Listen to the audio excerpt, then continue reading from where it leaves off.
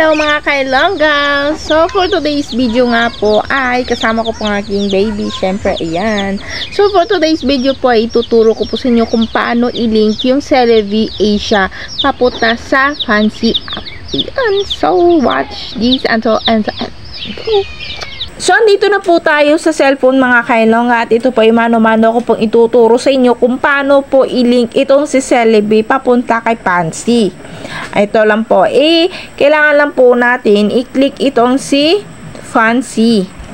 Yun. And then, pagka-click po niyan, hintayin lang po natin. Kailangan po kapag hindi pa po kayo nakapag-sign up po muna para naman po mayroon na po kayo Fancy wallet na or Fancy Point.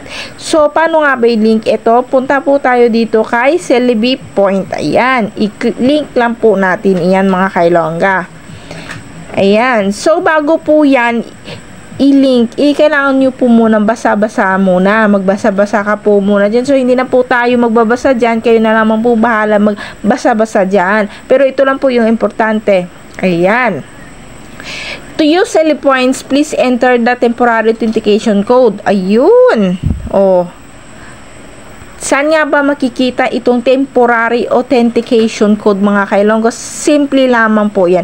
Issue by the Celebi app to complete account linkage. Ayun. Pupunta po tayo ngayon doon po sa ating Celebi wallet. Ayun. Celebi app pala.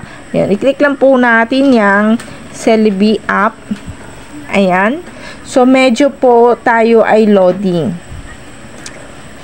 And, pumunta po tayo dito sa atin pong profile. Yan. Yung may bulag na pula. And then, punta po tayo dito sa my wallet. Ayan. I-click lang po natin yan. And then, pagkarating po natin dyan, punta po tayo dito kay 3 dots. Yan, sa itaas. Itong may dots po na yan.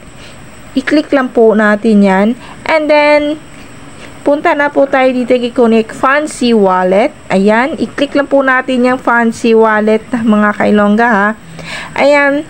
So, kailangan lang po natin na i-resend authentication number. Ayan. Resend po tayo ulit. Ayan. Click lang po natin yung resend notification. Meron po yan 176 yan. May seconds po yan. So, kailangan po bago po matapos yung seconds na yan, kailangan makopy mo na po yan. Para naman po hindi na po siya maghingi ulit ng authentication. Ayan. Nakopy ko na po. Balik po tayo doon sa atin pong Fancy. So, ito. Bago po yan, kailangan nyo pong i-click po yan para mag-blue po. Tapos, enter authentication code. So, ilagay lang po natin yan ang paste. And then, i-click po natin itong confirm. Ayan. I-click lang po natin yung confirm. Ayan. And then, wait lang po tayo ng sandaling minuto. Information, ang sinabi dito is information registration completed, and then click naman po natin itong confirm.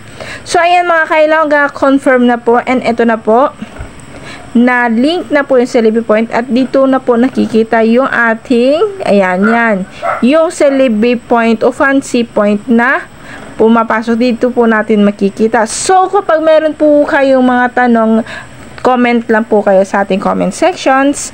And then, huwag nyo na rin pong kalimutan na i-subscribe po itong ating channel. Ayun! So, hanggang dito na nga lang po muna ating video mga kailongga. Salamat sa inyong panonood. God bless us!